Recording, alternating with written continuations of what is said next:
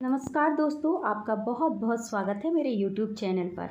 आज सुनेंगे कहानी हिजड़ा। ओ सरस्वती, जरा पिंकी को दे तो उसे दूध पिला दूँ। लाई लाई, लो संभालो अपनी बेटी को, मुझे तो ये छोड़ती ही नहीं। एक बात तो बता सरस्वती, तू मेरा इतना ध्यान रखती है, मेरी बच्ची को तो एक तरह से तू ही पाल रही है। तेरा मेरा क्या रिश्ता है भला? पिछले जन्म की मेरी बहन है तू सुमन। मैं तो जो करती हूँ अपनी बहन समझकर ही करती हूँ। सरस्वती, पिछले जन्म की नहीं, तो इसी जन्म की मेरी बहन है। और कौन है हमारा? 3 वर्ष में ही सुमन की दुनिया बदल गई थी। महिला अनाथालय में पली सुमन का 3 वर्ष पूर्व ही अनाथ विक्रम से विवाह हो गया और 1 वर्ष बाद ही पिंकी गोद में आ गई। पिंकी के आने के समय सिवाय विक्रम के सुमन के पास कोई भी नहीं था। कोई होता भी कैसे? आखिर दोनों ही अनाथ जो थे। ऐसे में उनकी सोसाइटी के पास रहने वाले किन्नर, जिसका नाम था सरस्वती, उसने भरपूर सहायता की।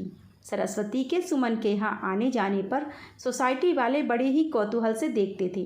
कभी कभी तो कुछ छिछोरे फप्तियाँ भी कसते, पर सरस्वती इन सब की परवाह किए बिना सुमन के फ्लैट पर उसके पास आती जाती रहती। 2 वर्ष हो गए। अब तो सरस्वती और सुमन एक प्रकार से 2 जिस्म एक जान हो गए। विक्रम ने भी अपने जीवन में अनाथ होते हुए कम संघर्ष नहीं किया। PWD में किसी प्रकार क्लर्क की नौकरी मिल गई, तब जाकर उसने विवाह किया। यतीम था तो यतीम को ही जीवन साथी भी चुना। 1 बेडरूम का फ्लैट लेकर दोनों ने अपनी गृहस्थी जमा ली। विक्रम मेहनती और ईमानदार था। उसका अपने वेतन में खूब अच्छी तरह परिवार चल रहा था। शादी के 1 वर्ष बाद ही उन्हें एक नन्ही परी भी मिल गई थी और सुमन को सरस्वती के रूप में एक सच्ची मित्र। सब कुछ ठीक चल रहा था।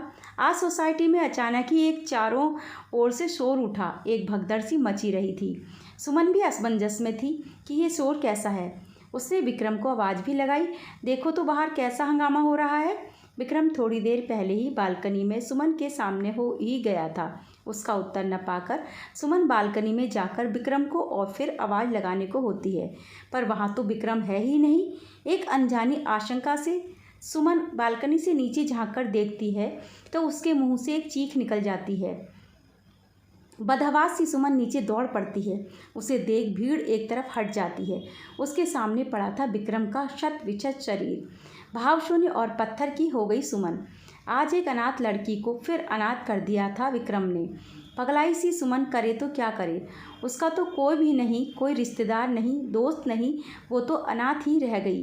किसी ने उसके कंधों से पकड़कर उठाया तो सुमन ने देखा कि पिंकी को लिए सरस्वती खड़ी है, मानो कह रही हो, मैं हूँ ना। अंतिम संस्कार से लेकर विक्रम के ऑफिस तक की औपचारिकताओं में सरस्वती ने ही पूरी की।